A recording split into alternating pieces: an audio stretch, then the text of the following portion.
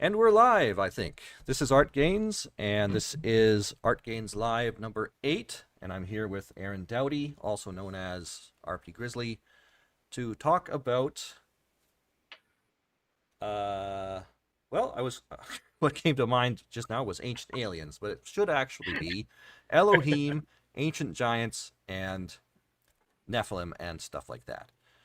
The reason I wanted to talk about this was because I'm writing a fantasy novel which sort of involves those things in a sort of fantasy context, and I think Aaron knows a bit more about this than I do. I just have some very broad, some very limited but broad knowledge about these topics, and hopefully Aaron can set me straight and possibly help me to figure out some plot points in my novel, and hopefully it'll be entertaining for anyone watching as well. All right. Whew. There's a can of worms to open right off the bat. My gosh. But yeah, so I guess I could get right into it. Hi, another author over here, Weirdo Online. Make a bunch of videos. Kickstarter's link is in the description if you guys want to join up on that. Get in my current book that's up there. But yeah, Nephilim. How much do you know before we go on ArtGainz? Actually, I just remembered we were going to do a bit of small talk before we got into the main topic. So, I mean, yeah. Oh, you wanted to talk about little people like gnomes? Not that kind of small Not talk. that kind of small talk? Okay. Oh. Well, I had written in my notes talk a little bit about my vineyard beforehand. There you go. Ooh, yeah. I like vineyards. My vineyard is growing at a good clip. It's growing about, I don't know, the vines seem to be going about 2 inches every day or so. So I have to go out and tie the vines to their little bamboo sticks every once in a while. And they say it takes about 2 or 3 years for the vines to actually start growing grapes, but I have got a grand total of 3 grapes growing the moment on my Sovereign Coronation vine. I have a whole bunch of different vines, and Sovereign Core. I like that I've name. got literally 3 grapes growing, so I'm going great guns. There you go. Is this a eating grape or the port? I've got I think 10 table grapes vines and 1 wine grape, because it is almost impossible to find wine grape varieties at my local nurseries. So when I went out to buy grapes, they just had table varieties. But hopefully I will get some more wine, some more wine vines at some point. But it might not be this year. It might have to be next year. Toronto's a little too far from the Mediterranean, is it? Yeah, I mean there are lots of wine growers in the Niagara area, so I think I have to go down there, and the nurseries there might have more of the wine grapes, I hope. Would they have the French Canadian wine there? Yeah. The French wines? Oh, the French champagne. Wife's like smiling like this is a funny joke, right? And then, no, yeah, I was it's being serious actually. Yeah. Like I was curious if. Oh, by the way, everybody, we forgot to introduce her. This is it's fun. This is my wife, Mrs. Grizzly. Katie. Say hello, everyone. Hello. Oh man, you got to be careful now. You're admitting that you do all this stuff out in your garden and the country. Some of these stories and stuff we're going to be talking about are in Canada. But that's like Alberta area, That's like Alberta, wife says. Texas of Canada. Well, I am in not anywhere close to the wild outdoors, but I am sort of in the country, so not a lot of cryptids around, to my knowledge. At least not that I've heard of. Maybe some coyotes. Yeah, it's funny you should say that. It's kind of off topic, but I have heard random rumors of certain dogman-like entities during Katrina coming into New Orleans. So maybe they're closer than you think. Oh, I hope not. Hopefully the Christian influence of my ancestors will keep the land pure. Perfect. Blessed. For a while, Process. anyway. Oh man, the side note with that, you'd be surprised the amount of people who think it's a good idea to leave out offerings to Bigfoot and stuff and think nothing my will ever go goodness. wrong. Yeah. Yeah, I mean, we're gonna tie that into the Nephilim and whatnot. Yeah. I don't know. Why would you do that? Because I don't know what possesses them, but it's an incredibly common thing. They think they're we'll give you a sacrifice, you leave us alone. Is the mentality with what some? The Buddhists do, they have little houses for their things. Yeah, others it's like, oh, it's the forest spirit. I want to get in commune with the giant ape man. Oh my goodness. I blame the boomers and their hippie talk. I mean, they just like any sort of like what's that guy's name? The author of Communion. That have you seen that film? I have not. Anyway, it's supposedly a true story. But he writes about like being abducted by space aliens and stuff. And not the Communion I was thinking of, but okay. This is really dumb because I can't really remember what the author's name is, but anyway, he talks about how encountering these entities is very unpleasant, even if they do bring like wisdom. I'm like, dude, if they're making your hair stand on end, maybe you shouldn't be listening to them. Funny enough, with the wisdom in our Nephilim talk, like this is when you're connecting things by accident. Like there's a lot of so if we get into the aliens, we got to be careful, and that connects to Nephilim and all that. So should I start from square one, or are we familiar with the Book of Enoch or anything like that?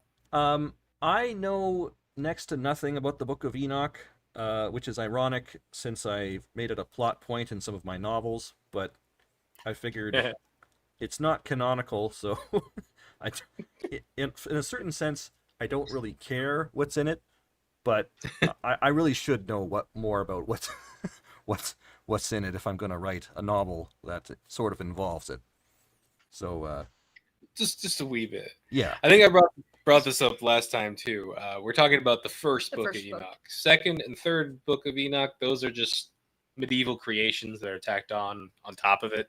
Like, the books were famous, and you're like, ooh, here I go, writing a little something, and I'm going to slap Enoch's name on it, kind of thing. Right. We should also mention there are multiple Enochs in the Bible. There's one Enoch that's like a descendant of Nephilim and stuff. Not that Enoch. There's a different one.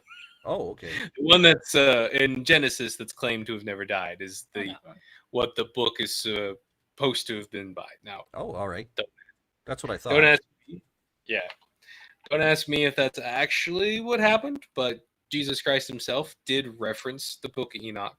So did Jude, and like there's tie-ins to it all throughout the New Testament and all. But again, I mean, I could talk here all day about when it became non-canonical, and a lot of it just has to do with the fact that Thomas Aquinas, love the guy, named my son after him, but he just didn't like a certain group of people who thought the Book of Enoch was canonical, and that just kind of led to the Catholic Church axing it. Oh. And we wouldn't have even known about it if it wasn't for the Dead Sea Scrolls and the Ethiopian Church, who, they hear of all of us talking about canons and all that and go, hold my beer, and like, let's put everything in. It's pretty funny that way. All right. but on a positive note, it means we have all the literature because of it. It's ironic, actually. Just yesterday, or just this weekend, I was listening to a debate between James White and some Catholic guy about, what was it about? I don't know. It was something about the Roman Catholic Church, whether the Roman Catholic Church has authority or something. Anyway, they brought up the Catholic guy brought up the topic of the Book of Enoch to try to prove that there are extra biblical authorities or something like that to prove the validity of the Roman Catholic position. I was like, I've never heard that argument before. Rather fascinating too, considering the Catholic Church, acts the Book of Enoch. But hey, it's one of those things. I'm not really negative on the original Bishop of Rome. I don't like how it all went down, but it's kind of funny, all these Catholic Protestant flame wars when they're literally hating each other for the same thing. Like, they both were churches that broke from churches. They both took out books of the Bible with questionable reasoning, and they both hate each other for the exact same things of corruption and raping and pillaging. Love it. You got to be an outsider about some things. Yeah, I would agree with that. Oh man, but luckily with this one we don't have to be an outsider because, like, all of the modern Christians and whatnot are going to take a very narrow view. So the Book of Enoch, basically, and we'll get to giants, everybody, don't worry, is if you remember the verse, I should look. I didn't, for some reason I didn't think, because when you said red-headed giants, I thought we were just going to concentrate on Kandahar, but we're going like all the way. So back to Ireland. a little bit. Ireland, yes. You're jumping ahead, woman. Okay. Ireland is, I mean, there could be some people there right now, but they're nothing. They're like Neolithic and, well, I mean, they have their stories of giants too. I forget what they call them, but that's complicated, and we'll get all over the place if I'm not careful. And the Book of Enoch is basically an extrapolation of the old Genesis narrative of the pre-flood world for most of it. A lot of people take issue with certain miracles in it, or it claims that Noah was born a very holy-looking child, kind of like Moses. Stuff like that, whatever. Some things might have been changed over time. Who knows? We mostly know that the Book of Enoch is very old, though, because it was mixed in with the Dead Sea Scrolls. Right. Not all of the current canonical books were mixed in the Dead Sea Scrolls, which is an interesting situation, but we don't need to talk about that. I'm getting way into the weeds. So in it, you remember that whole part where it says the sons of God mixed with the daughters of man, and there were giants walking in the world, right? Yep. Mm-hmm. I don't, you'll have some people still try to say the narrative, oh, it was just Adam mixing with lesser people, which question where those lesser people came from. But again, it's pretty clear we're talking about sons of God who angel type beings who rebelled, and their seed created giants. Mm-hmm. So that's what the Nephilim essentially are. They're the descendants of what are referred to as watchers in the Book of Enoch and also in the Book of Daniel. So there's those connections filtered all throughout the Bible. Okay. Particularly, there's a really fascinating verse where it talks about how the watchers, it gets really weird, are sanctioned Nebuchadnezzar to live like a beast of the field and eat grass for like 7 years. Right. And and they declare by the watcher brings it out and then says, by the decree of the watchers, by their authority or something, in God's name, they do this. Really crazy. Mm-hmm. But I'm getting a little over the place. Watcher entities in this context are also referred to in Daniel. We have the principalities. Ooh. If you remember, Paul brings this up. The principalities, your fight is not against flesh and blood, but against the principalities, the powers, and the darkness, blah, blah, blah. Right. But then you get the image of this in Daniel. Again, we bring Daniel into this, where he's praying to God for like 28 days, was it? 27 days? 20-something days. And at the end of it, a big bad angel shows up. Everyone's falling to their face. Only he can see it. He's freaking out. And the angel tells him, right when you started praying 20-some days ago, I started to come to you. But the prince of Persia, it was Persia, not Babylon, right? Yeah, Persia. Yeah. Prince of Persia, stood, yeah, stood against me, right? These are the watcher entities that rebelled in the Book of Enoch, and adding those clarifications, and then mixed with man. Right. Now, there are certain connections in other parts of the Bible that I wish I brought in. I highly recommend The Unseen Realm by the late Dr. Heiser. If you guys want to get in really big detail about this, my children are going absolutely crazy. Go get them away. But it's a very fascinating story. But the thing is, these stories about giants are all over the world. They're not limited. Dog, careful. My dog's getting caught up in the cords. To just the Bible. For example, a very interesting connection is actually to the Wendigo. You ever heard that one? Yeah. Mm-hmm. Some of the oldest Wendigo stories talk about how it's a cold giant, invisible giant that you can hear crashing through the woods. That you can see sometimes its eyes peeking out over the woods, and it would invade your dreams and turn you in, possess you, and slowly turn you into a cannibal freak. Right. Right. You can see how that story kind of changed according to different tribes, and then the modern retelling with the antlers. My wife brainwashed me. It is antlers. It's not antlers, woman. Antlers. Oh. She did it. She got me. Anyway. Yes, I got it live. She was adopted. What can I say?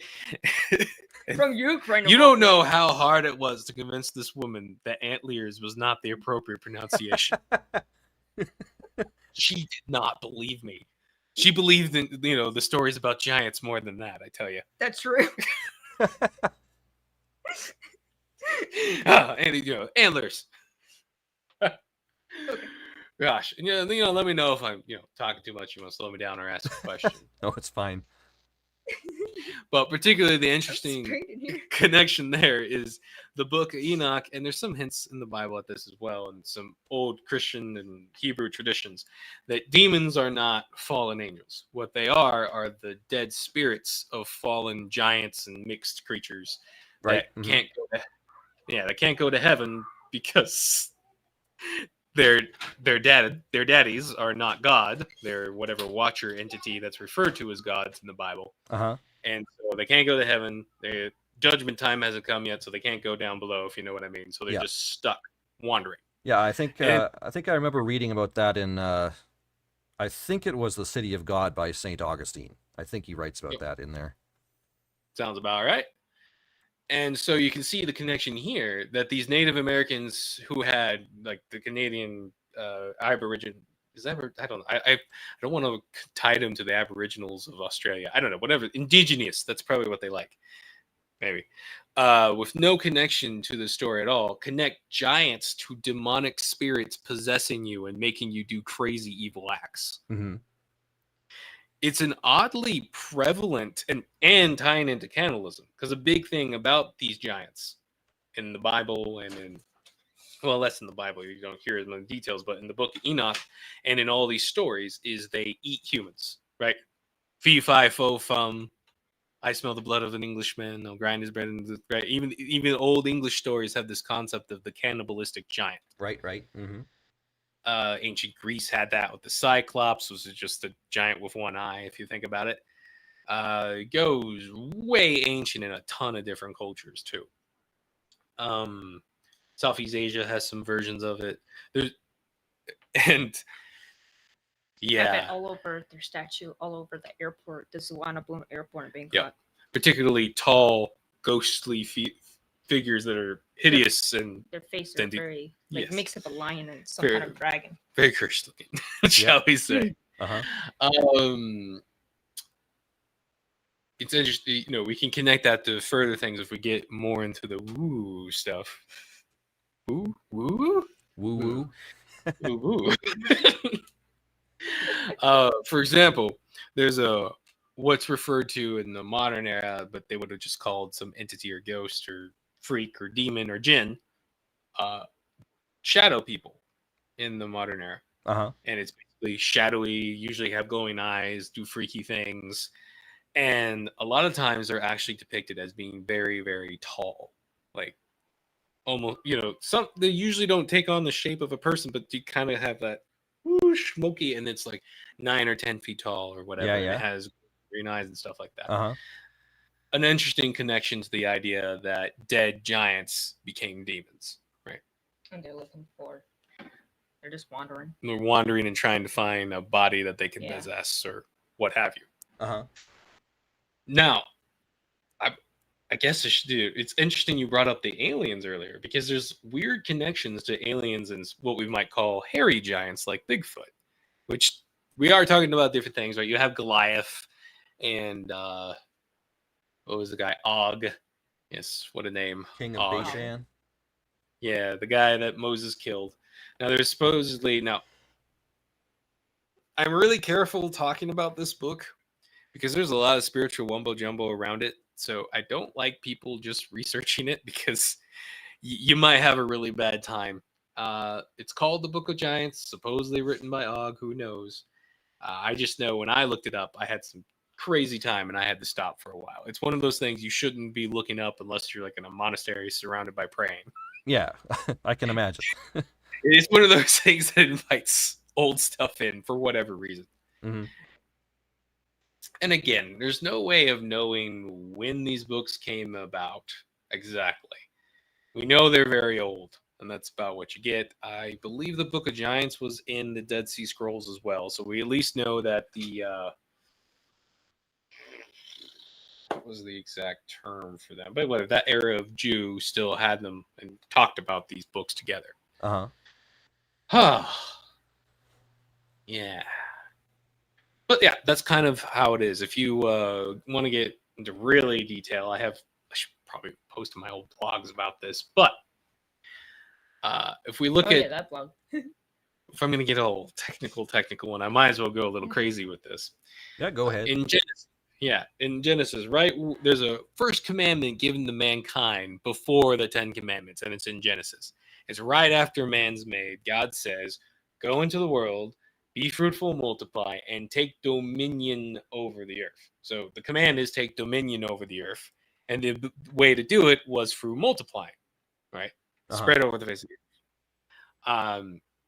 Most people don't catch that the earth wasn't perfect. Only the Garden of Eden was. As evident by the fact that Adam and Eve are not kicked out of the earth. They're kicked out of the Garden of Eden, and they're not launched into space or into another realm or something. Oh, right? They're just I never thought of that. Yeah. Unseen Realm, man. You read that book. It's pretty crazy. So the rest of the world, for whatever reason, was a primordial. It was good, but it wasn't perfect. And you can kind of get that vibe. Like if you think about, if you go out on a pretty sunset, you're looking over beautiful mountainscapes and something, and you're just enjoying life and you're feeling the beauty of nature, and then you hear a snort of a grizzly behind you. Good feeling's gone, because you know what that grizzly's about to do to you. Uh-huh. Nature good, but there's an evil chaos inside it. Think blizzards that'll kill you, drowning, sharks that'll eat you, and you'll have all these people like, sharks actually don't do that often. No. You really shouldn't be looking up shipwrecks, my man, because they do that a lot. It's just most people don't survive to come back and say, oh, hey, this shark tried to eat me in a shipwreck. Survivorship bias. Yes, hardcore. Plus, there's a lot of weird things. Like they've come up with frequency. Like I forget. There's like this thing, transponder, whatever. That you see those shark guys like with the sharks, kind of pushing them and whatnot. Some of that is technique. Some of that also is they've been developing stuff that makes the sharks calm down. Like I gotta look that up more. Sonar or whatever. Something like that. Some sort of wave, man. It's an energy wave. It's always these waves, man. Oh, don't get me started on the shark people in Hawaii culture. That's pretty funny. And actually attached to Nephilim and whatnot. Yeah, believe it or not, they have a story in Hawaii that's kind of similar to Atlantis. And which funny enough connects to the Nephilim. Yeah, but I'm getting a little ahead of myself. So it's all Nephilim all the way down, man. It's all of it, man. All the way to the ocean. It's crazy. But so God lays out how mankind's supposed to fulfill the commandment. What does the devil do then? Right? He hears this and he goes in and he attacks man so that they can't fulfill their command and take possession over the whole earth. Uh-huh. Now, there's a little of extrapolation there, but it's interesting how the devil does this, right? We're no longer capable of bringing the earth in. Like the concept was make the entire earth like the Garden of Eden. And you can see why, what are we? We're builders. We are warriors in a lot of ways, but we do it through building. We make stuff. We organize. We work together, and that's how we create civilization. Right? Well, I think that makes sense. Right. You have a lot of people wonder, like, why did God not give us more speed or more strength or will? Because brains, physics, and what our task was. We were supposed to do more than eat things. Right? We were supposed to bring it all into the Garden of Eden. Uh-huh. So it wouldn't make sense to make us like a wolf because, well, we need to do more than what a wolf can do. And so you can view the giants as the watchers trying to create their own children to claim the earth. A little bit of extrapolation there, but you can kind of see right afterwards the watchers in the book of Enoch go, we're going to do this great sin. Chicks are hot, but there's more to it than that, right? Uh-huh. And we're going to go down and touch, and what they say is they barter for wives rather than just taking them. I suspect, when you get into a lot of spiritual stuff, there's a lot of rules we don't completely understand. Mhm. Like to us, because we're beings that are physical and spiritual, those rules are not like physics, but to spirits, they seem to be like physics. So Okay. a vampire can't cross the threshold without being invited in. That kind of concept. Okay. So rather than just taking wives, they have to convince mankind to give them wives. And they do this by offering them knowledge. In the book of Enoch, it's one guy gets a bunch of metallurgy and learning how to make metals and crafts and all this other stuff. Another guy gets music and art. And another guy gets witchcraft, which oddly enough connects to Lilith and all kinds of stuff. But Okay. we'll be here all day. Yeah. We'll be here all day for that one. And so the story kind of goes, and this connects to Babylon and what the Babylonians thought about the old world and Atlantis. The idea being that there was an old giant civilization that consumed the earth before the flood, basically ran it all. And that's why it was so evil and so disgusting that God had to destroy it, because these ravenous, crazy giants were ruling everything and going crazy like their evil daddies. Okay. And that's what in the book of Enoch, Enoch is summoned to God, he gets word from God to tell these giants the evil they've done.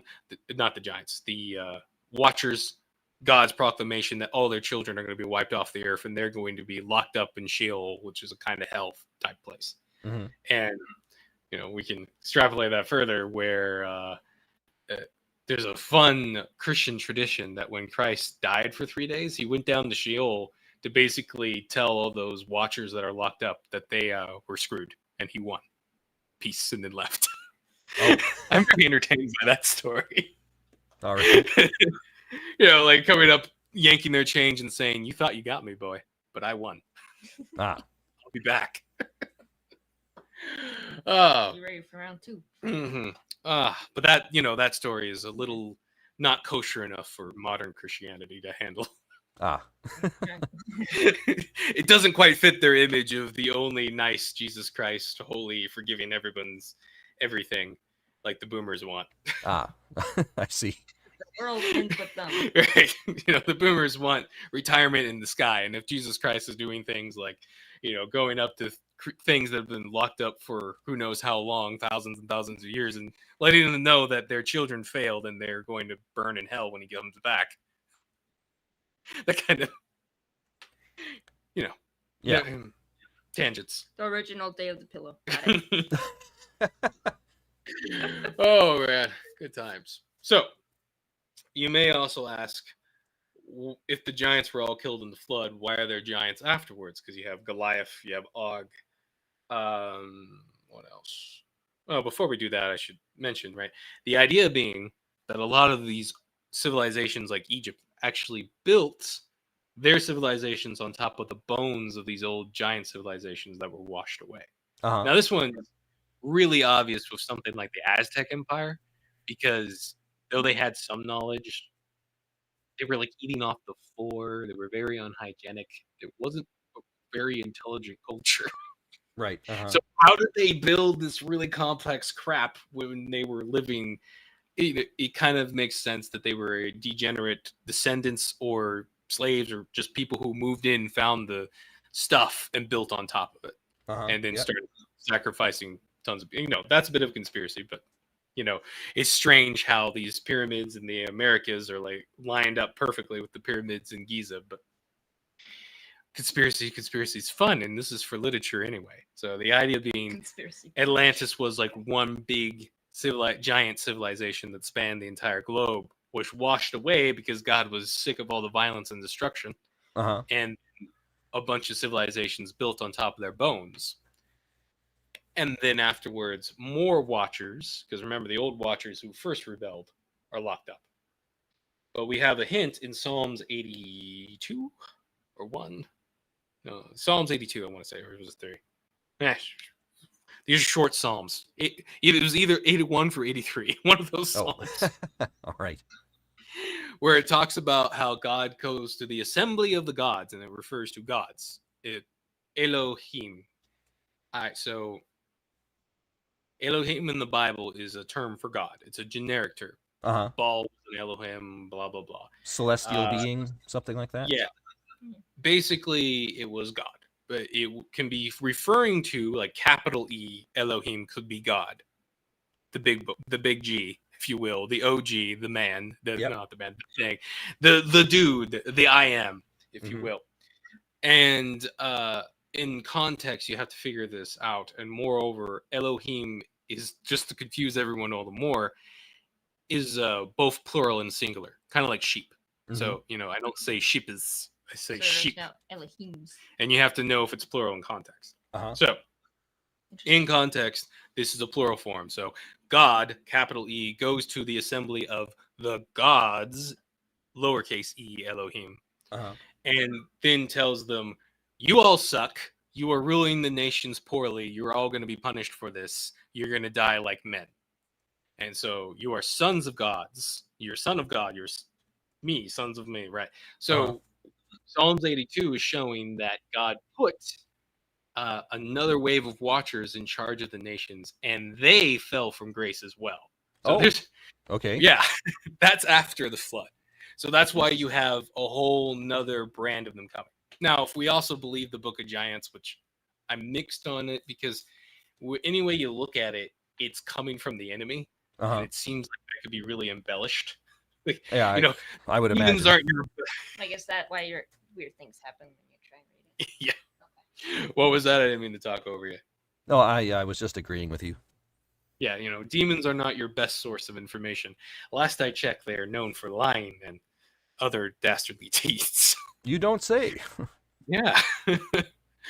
But in that, Og at least claims that he survived the flood by riding on top of the ark and eating birds for 40 days. Okay. Right. I think it's still more likely that he was born afterwards to one of these Watchers that rebelled and was just trying to tie himself to that old stuff. Now, if you... man, I did not expect to get this in depth. Whoops. Sorry. No, relates to what I was trying to write about. Actually, it's kind of bizarre how what you're saying is more ties into the novel I'm writing. So synchronicity, I guess, yeah. That's a whole thing with people as well. You'd be surprised how much that kind of thing happens. Don't be. For example, now again, not trying to use evil as an example for everything, but they have a tendency to copy God. Well, they're their version of what, The guy who wrote Jekyll and Hyde, whose name completely eludes me right now. Robert Louis Stevenson? Right. There's this crazy story about him where he admitted that a gnome, a little person, inspired him with the story for Jekyll and Hyde. Oh, and my goodness. Now, that sounds ridiculous at first, but the funny thing about that is, if you look at old elf, gnome, little people stories, they're as crazy and evil as the giants in these stories, full of eating humans, stealing children, crazy stuff like that. They're not friendly little happy things. Fairies too. Right. Fairy world, all this other stuff. And oddly enough, the fairy and the little people and whatnot have a lot more in common with modern UFO abductions than anything else. Yes, Peter Pan is a great example as well, though also other things. Yeah. Sorry. But Peter Pan is also more of a fictional story. But the point I was getting at is the little people are like the reverse of the giants. Right. If you think of, they're little. They went really big with the giants. Who's to say that a Watcher didn't try to go really small with the giants? and create something really spiritually powerful but minuscule. What was the Crazy. purpose of them anyway? Just to Right. So if you remember, giants and these things, and I would argue a lot of stuff like Bigfoot and Dogman and the stuff that's real, are the Watchers copying God. Right. So God makes man. He says, "Go take possession of the earth. Here is, and do this by multiplying off across the face of the earth, and I give it all dominion over to you." Mm-hmm. They then trick God's, because what would that be? That'd be a colonist. Go and build civilization in a wilderness. Colonize. I like using that word because it angers a lot of people, but we'll say frontiersmen. Okay. Frontiersmen, right? So if you want the earth and you know God's going to take it, and you know the method he's going to take it, you know how to sabotage his plan. And so they go for the weak link in the chain, the frontiersmen, the colonists, us, knowing that we're more likely to sin. And then while God's dealing with that, they go down, right, and mix with the fallen frontiersmen, the watchers do, and make their own children to take possession over the earth. Okay. You actually can see this.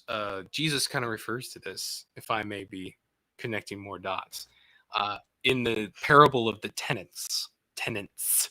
Yeah. Right. So you a vineyard, right? And something you can relate to. Yeah.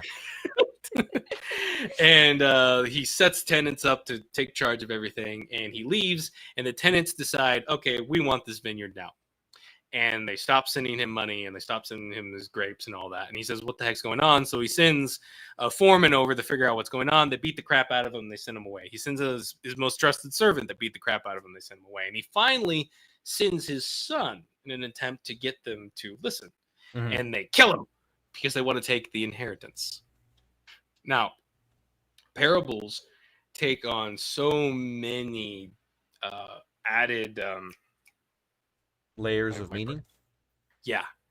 And yes, this also refers to Israel abusing the prophets and then finally killing the Jesus Christ when he comes. But you notice something about this, right? These tenants already have, right? The Israelites already have possession over the land, right? Uh-huh.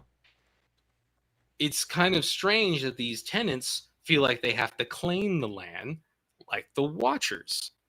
It's also interesting that right after this story, these parables, that the Pharisees really want to kill him. They really feel called out.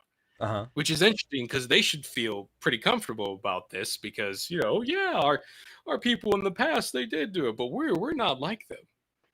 So it's a little bit of a stretch, but if you think of it as that perspective of they're trying to claim the earth and keep it for their sons, that's what the giants and all these entities were all about, was to claim our inheritance and God's inheritance. Okay.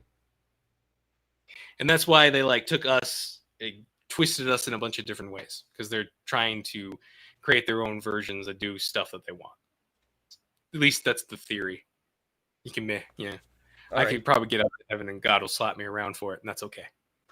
I think too much on my own time. Oh. All right. Well, that's I think that makes sense. It's not exactly the approach I was taking in my book, at least.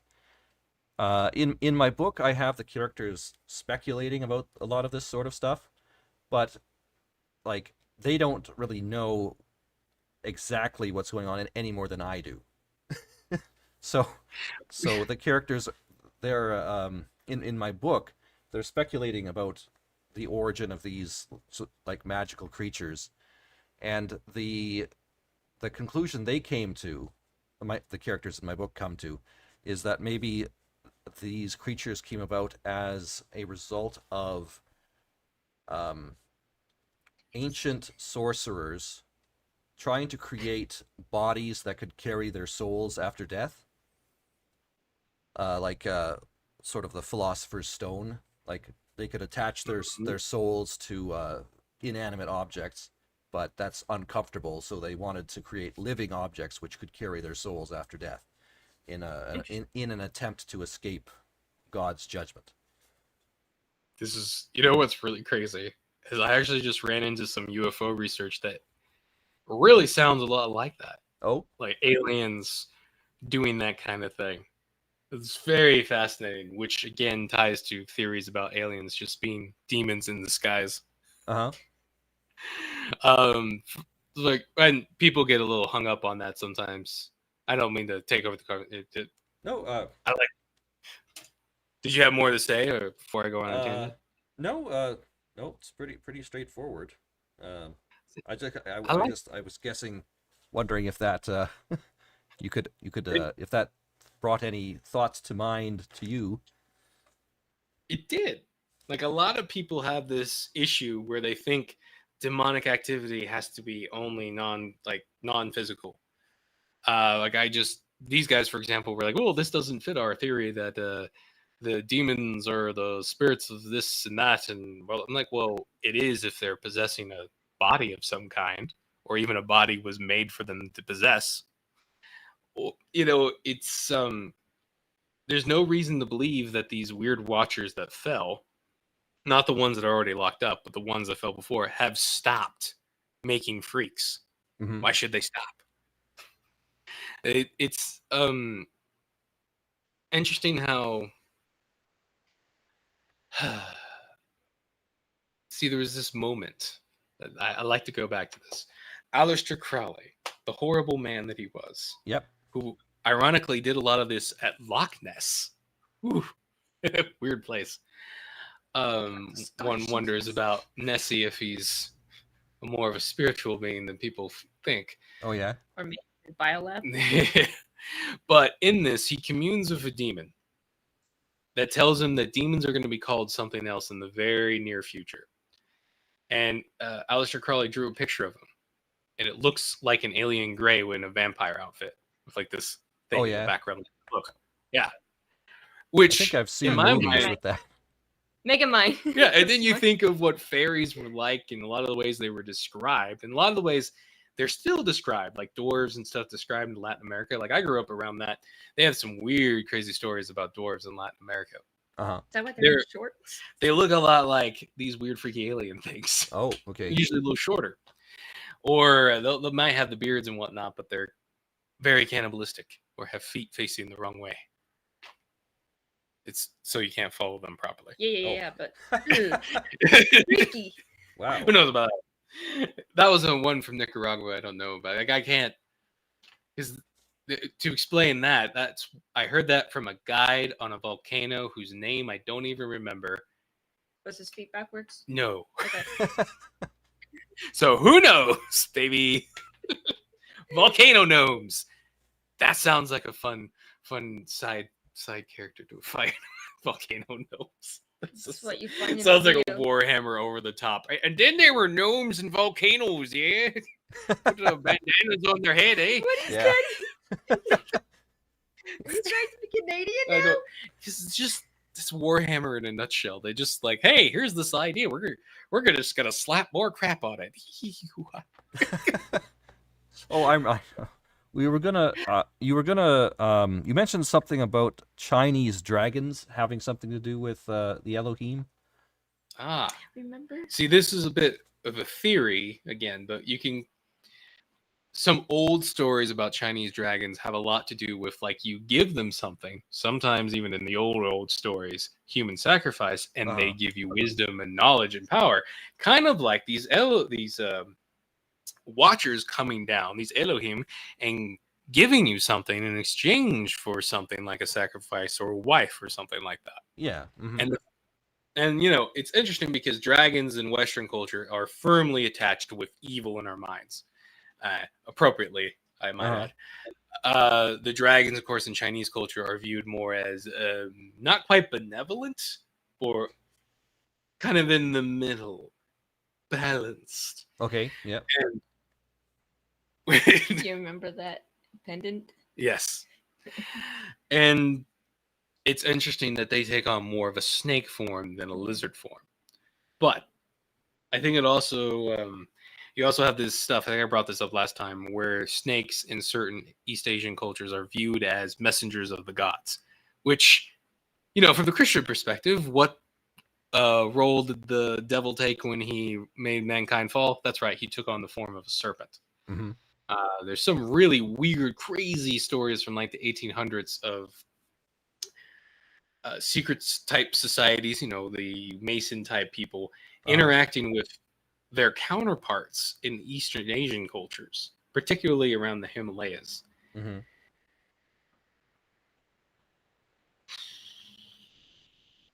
Oh, that's our neighbors. Sorry. I got distracted. And some of these stories go as crazy as like they have two tongues and can speak two languages at the same time, like a snake split. Okay.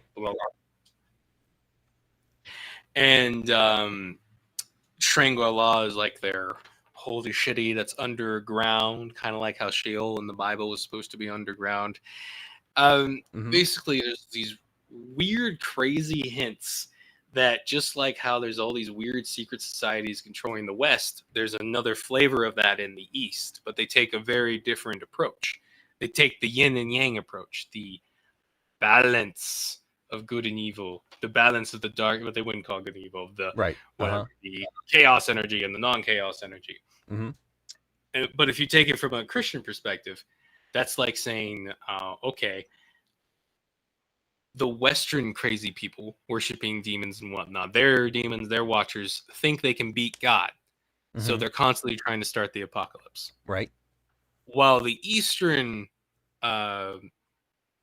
secret societies are all about maintaining the status quo forever.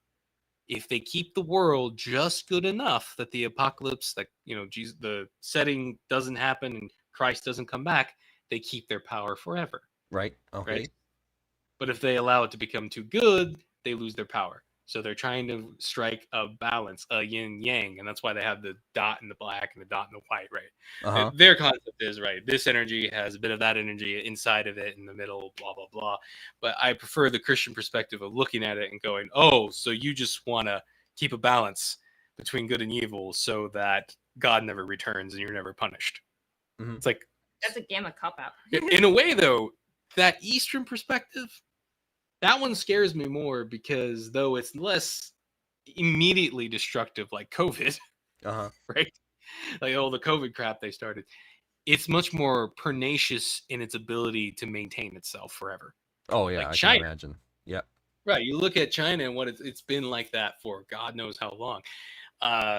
In a way, maybe we should be happy that the devil's favorite butt boys are certain people with small hats who want to start the end of the world, because it would be really difficult. If they all had the same perspective of, we can't beat God, so let's just make sure the setting never gets to that point. Okay. Again, I don't know these things. There's just, when you're reading all these stories, you kind of get these concepts of what they believe. Again, I'm sure the Western style of freaks, your Mason types, whatever, have their own prophecies that make them think they could win. And I'm even sure there's some spiritual stuff that we're not told about that explain a lot about this stuff and why certain things think they can win. But I know they're going to lose, and I think these Eastern guys know it too, and they're a lot smarter. Oh. We'll see how much that lasts, though, because, God does say eventually they all lose it and try to start everything. We went all over the place. We didn't even talk about Kandahar yet. Do you want to talk about some of the more modern sightings of giants? Sure. That would be great. Yeah. I mean, I haven't really been contributing much, but I guess it's because I don't know anything. so please. But I enjoy it. Rather than me talking to myself, it's great. I hope I haven't been talking over you too much. No. It's all good. I like your story concept too. It was good, especially if part of the story plot points is them discovering more things as they go. Oh, these are really hot in here. I know. It's like, how many degrees is it here? It's gonna be like 116 again. Whew. No, that's okay. So some modern sightings, tangents aside, because you brought up the red-headed giants. That's an interesting little thread to pull, because there's been some modern branching out where there's these big, massive. Like if you don't, if you read the Bible, Og was like, his bed was like 16 feet or something, so he was like 13 feet tall or something like that. His bed was like 15. Yeah, something. So he was, 12. you know, you give or take, Yeah, he'd be a 12. couple feet shorter than his bed. It makes sense. And the sightings have, okay, so a couple, I'm all over my place. So the Kandahar giant situation is a more popularized event, though it's getting older, so people are forgetting about it.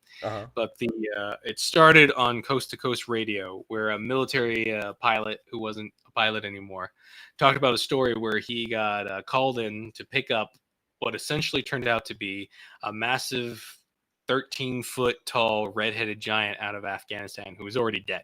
Mm-hmm. And he saw a hand, had 6 fingers on it, saw the hair was red, looked pretty human, just massive. And they put like the pallet and everything was like 1,500 pounds or something crazy like that. And because he had to do the math to figure out how to fly the thing without crashing. Right. That led into another story done by A.Z. Missoula. If you look up the Kandahar giant, you'll find him. He's a boomer guy, gray hair, but he does a lot of interesting work if you want more details. And that one talked about a story of a group of special forces. Doesn't really say what type of special forces, if I remember correctly. That he interviews a guy who claims that they were the guys who killed the giant. And it was a whole crazy story of the giant coming out of a cave, 13 feet tall, kills one of them with a spear, and then they like annihilate its face with excessive American gunpowder. So that was obviously while we were in Afghanistan. I forget what year they were claiming that, but the story started to come out a few years ago, like 2019, I want to say. Okay. I want to say it was, yeah. Now, there's been some follow-up investigations of that.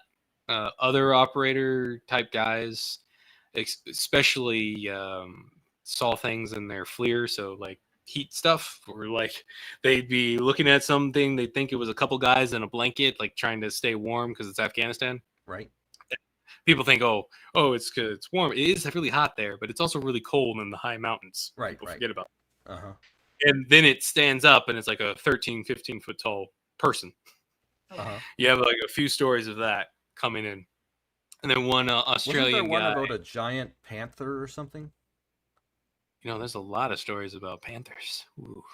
How big are we talking, and in what region? Well, I think it was in the Middle East somewhere. Some giant panther that was, I don't know, it's 12 feet tall or something. I can't really remember. Ooh. There's a lot of, I've heard crazy stories about even like panther men in the United States. I know, crazy talk. But there is in the Bible a connection here of lion-headed men.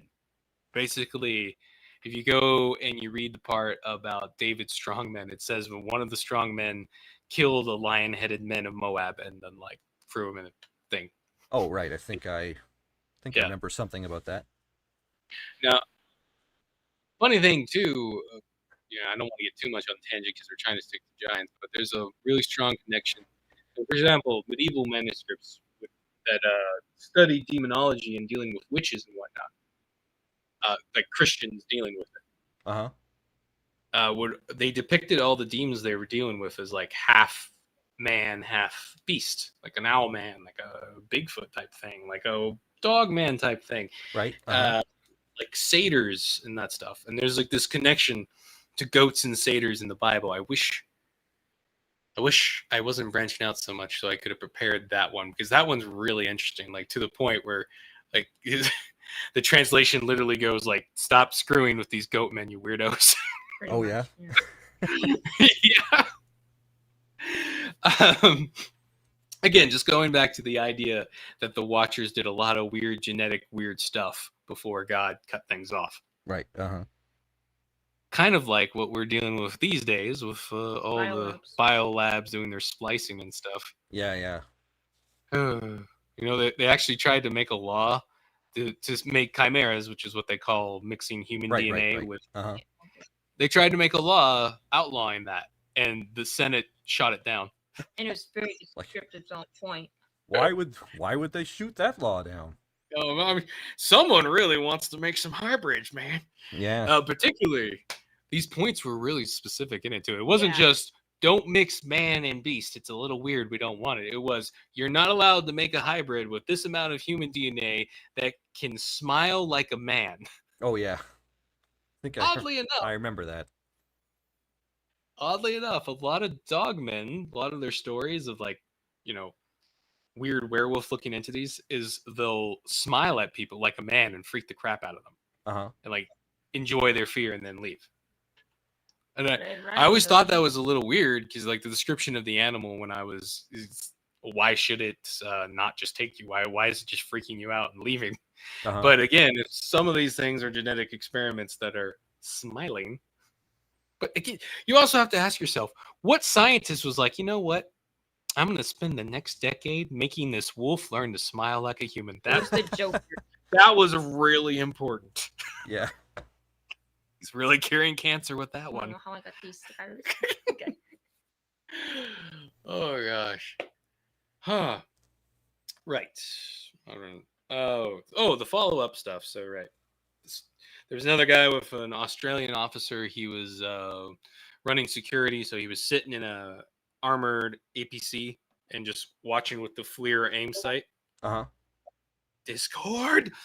And he saw like a 15-foot giant like just amble itself by on the FLIR. Oh. He was just like, and he like didn't want to tell anyone because it was like, well, they're gonna just say I'm insane. Right, yeah. So there's been these weird rumors about it. Now, interestingly enough, I'm getting I was researching some of this because you wanted to talk about it, and I found a couple of different things. So I found a guy who was an immigrant from Afghanistan talking about this stuff now, who's claimed that his dad's mom was a witch, and he witnessed her like sacrificing goats to things in caves. Right. Uh-huh. Now, it's interesting. Again, I did another, the Muslim perspective is always a little different and interesting. So, just say but it is, yeah. But in these stories, they actually do get really interesting. In this one, right, they wanted to poo-poo on the idea that any Muslim men would be willing to sacrifice goats to giants and the things. Oh, it's a normal ritual. They color the goats orange or whatever. It's blah, blah, blah. But again, there's a small problem with Islamic guys that they have a tendency to not want to admit when their own kind might be willing to do things that they wouldn't be happy with. Right. But because they have that perspective of like trying to say, oh, these Afghans would never do this because they're strict to look, Sharia, the Afghans who took over, right? The guys, who are they? The Taliban, right? Uh-huh. Those guys are really strict. I don't think they're sacrificing goats. The guys in the deep mountains, though, the guys who aren't as strict in the Quran, who have ties to maybe even like ancient ties to Hinduism and stuff, right? Those guys could very well be sacrificing goats to giants. That or other things. Plus, it's they particularly get mad when they when you connect a lot of the modern Messianic magic to Islam. They don't like that at all. Did you say Masonic or Masoretic? Whichever one refers to the Masons. You always say Messianic. Is it Messianic or Masoretic? I don't know. I don't know how it's pronounced. Okay, Antlier girl. That's why I don't talk as much. I write these things down usually. I don't talk about them as much as I should. Oh my gosh. I'm sorry, my Discord. Your Discord's so exciting. But they were tying this to a whole cult of the Thuggy cult, which is a funny thing to say. That's the old Hindu cult of that's the word thug comes from. Right. Seriously? I'm familiar. Yeah, and it was depicted in Indiana Jones and all that. It's funny. So they call them thugs? Yeah, they were. It's like THUGGE or GEE or something, thuggy, and they like worship forget the name of the female deity or whatever. Blah blah blah. You have the usual people like trying to defend it, like, oh no, the Thuggee wasn't that bad. They were just, the British were just bad, so they were sending their ancestral spirits against them. And I'm like, you mean the spirits the demonic spirits they've been worshiping? Those things? Yeah. Thank you. Not saying the British were necessarily good in this situation, but ancestral spirits and all that. Witchcraft, all that kind of thing. I feel a little my Christian roots say I'm okay with that burning a bit. But oddly enough, there's a strange connection between CERN and the Thuggee cult. Oh. Dog fur in my mouth. And that cult did interact in Pakistan and the Afghani mountains. It's interesting to think about CERN possibly opening portals, and then they're connected to a certain Thuggee cult. Or Thuggee cult. Let me say Thuggee cult of Hinduism that was known for like trying to open portals and summoning demonic monsters and ancient weird Shiva type gods and stuff, right? Mm-hmm. And then CERN names itself after that and starts doing their weird stuff. Oh, okay. And that's why I like studying from different perspectives, because I would have never thought about putting the Thuggee cult in on this at all. But the Muslims, because they were desperate to, try to say that no one in the Afghanistan hills would ever be a bad enough Muslim to ever sacrifice the giants, found this connection of this cult that worked in this area from the Hindu perspective. And I'm like, hats off. I would have never found that connection. You guys really had to bend over backwards to find it, but Whew. But those are probably the most modern sightings that have any like mainstream following. I have heard of other sightings, like of certain missionaries in Latin America, for example, seeing what was his name? It was on the Confessionals. I don't know if you look up that YouTube channel. Confessionals, you'll probably find it. Basically, a guy goes down to Latin America. They're having like a intense prayer meeting over a village out in the middle of nowhere. He looks up and he sees this massive, like 15, 20 foot shadow man thing staring, like weaving back and forth in the trees, looking at them. And they start praying against it, and it reacts to them and eventually leaves. Like he could hear their prayers. Again,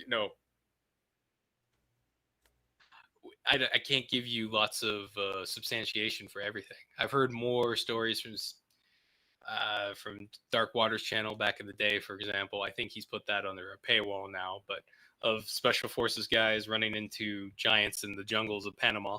That's fun. I think what got me thinking about the red-headed giants was I think it was Nerdrotic's channel. What's it called? That show, Forbidden Frontier. They were talking about I think it's some Native American tribe or Middle American tribe. They have Paiute and Navajo. Yeah, they have stories about there's a cave and Love something cave. Love rock cave. Love something cave. And that their mythology involves their ancestors fighting a war against some red-headed giants, and then trapping the giants in the cave or something. And then lighting the cave on fire. Yeah. So that one's been coming out a bit more. Missoula, the guy who had the original Kandahar story also has some direct connections to this one, where he interviews some Navajo elders who have become Christian now and are willing to talk about this stuff. Right. Oh, wow. Though I saw on YouTube that there's more of them talking about it, which, not to disparage too many native tribes, but they do tend to throw out a lot of their traditions when they can get more money or booze. Not to be that guy, but I'll be that guy. It's not like the casino was in the ancient rites of the bull or the, firewalker. Wait, now I'm mixing things up. What are you talking about? I was trying to make a joke about Indian names and it kind of fell apart. You were thinking Red Bull. Red Bull. You know, Some of your ego man powers. riding panda can, his ancient creed didn't say a lot about casinos, and yet I see a lot of casinos in the current Native American zeitgeist. Yeah. But there was a time when the Navajo were very secretive about talking about this stuff. So it was a big deal when Missoula got this ex-elder to talk to them a little bit about it. Uh-huh. Now, the original story doesn't explicitly say red hair, but interesting in that I think it's the Love Something Cave. I was getting into it when I got distracted by some of the more modern stories. Some guys supposedly found a lot of archaeological artifacts there, including a mummy that was almost 7 feet tall and had red hair. Right. Now there's a lot of people who try to say that didn't happen. There's some stuff, there's this wonderful thing that whenever a big finding that's going to break the historical paradigm happens, the newspapers all talk about it, and then the Smithsonian moves in and nobody talks about it anymore. Yeah, and yeah. suddenly no one can find the artifacts. Yeah. It's a surprise. Yeah, the Smithsonian either dumps them in their vault or into the river. Yeah. Who knows, right? All we know is this has happened a number of times, and then suddenly the historical artifacts are just poof. Yep. And then they try to claim, oh, that never actually happened, and they hope you can't read newspapers, or that they can suddenly to pretend that first-hand accounts don't matter. Yeah. I remember, unless they want it to matter, right? And then it matters. Yeah, I remember. There's I think it was I think I heard Sargon of Akkad talking about this a while ago. There was some newspaper reports of, I think it was a logging town, and the newspaper reports at the time said that it had to be abandoned because they kept getting attacked by an army of Bigfoots. And that was Port Wintlock, Port something in Alaska. Yeah. Yeah. It's like many people yeah. apparently witnessed this, but it wasn't exactly a witness. So the original, that one has all sorts of stuff around it. Oh. Yeah, because the original story talks about like body parts were washing downstream, people were found dead, things were broken all the time, and eventually they all just left. Then there was a particular, because this was mostly like a Inuit, not quite Inuit tribe, but like one of those tribes. Okay. At this town. And then one elder claimed that it was the Bigfoots and whatnot. And then her daughter tried to claim later on that she was full of it and was just trying to keep white people off the land. Who knows who to believe? It's a he said, she said type of situation. And there's no one really around to collaborate one way or another. It does seem incredibly auspicious that this lady comes out with this now when all of her elders are dead or too dead to counter her. But what do I know? She obviously didn't have the balls to say anything while they were alive. But who knows? There is plenty of crazy stories of Bigfoots up there that it's not a surprising idea. You also had this issue with the lady with the counter story saying that her grandma was just trying to keep the white man away, with the fact that she had a very positive view of the old Sasquatchy, like the people who like to leave things out for them, that kind of thing. Right. Uh-huh. Now, most Indian tribes, a lot of them have these stories about cannibalistic giants or Bigfoot type things that they killed off. Like, it's not just that one tribe, Navajo or that. Now, a lot of them have it all over the place. Mm-hmm. Trying to think of other tribes off the top of my head, but I'm running off a cliff because I've been bringing up all this stuff in my notes are a lot more focused beforehand. But a lot of different tribes. If it's not like a little people tribe that they've killed off, it's a giant tribe of some type. Oh, right. Killed off. Mm-hmm. And all over the place. It's really only more modern thinking that's like, oh, it's a helpful forest giant. It's kind of funny. Yeah. That's a little off topic, but one of the random stories I've read was about a mermaid somewhere around the Colorado River. Yeah, it's true. Man, I don't know if we have time to talk about mermaids and their connections to that kind of stuff either. But that would have to be later. Maybe It's all another time. Yeah, It's all connected, man. You talk about aliens, I'll bring it back to Nephilim. You watch. All right. Oh wait, I just did. Earth, Wind, and Fire. Oh man. All right. Okay, I guess we should wrap it up. Thank you very much for sharing your knowledge about all this stuff. Talking about my deep nerd knowledge of weird deep dives at night when I was going down rabbit holes. Yeah, no problem. Thanks for having me on. It's good. All right.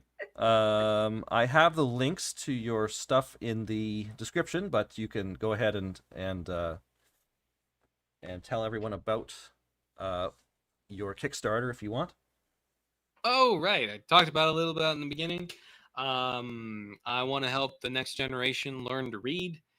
I was fired for reading War and Peace in front of my students as a principal, and I want to fight back as best I can. And since they're, not even going to let me let classics be read anymore, I'm trying to create books that will push younger minds towards the old classics. And for that end, I've made Tales from the Dead Sector, Gods of Science and Sin. It's written in kind of an older style, but it's about things that current generation people are dealing with and fighting. It's all about paladins and, well, from a fantastical perspective, I'm not suggesting, or am I, that there's lots of undead that the next generation are going to have to fight. But you get that. All right. Well, yeah, so the links to that are in the description. And there's also links to my novel, The Screaming Void, which you can get on Amazon. So if you like Alien or John Carpenter's The Thing or that sort of stuff, you might enjoy my book, so check it out. And make sure to like and subscribe and all that jazz.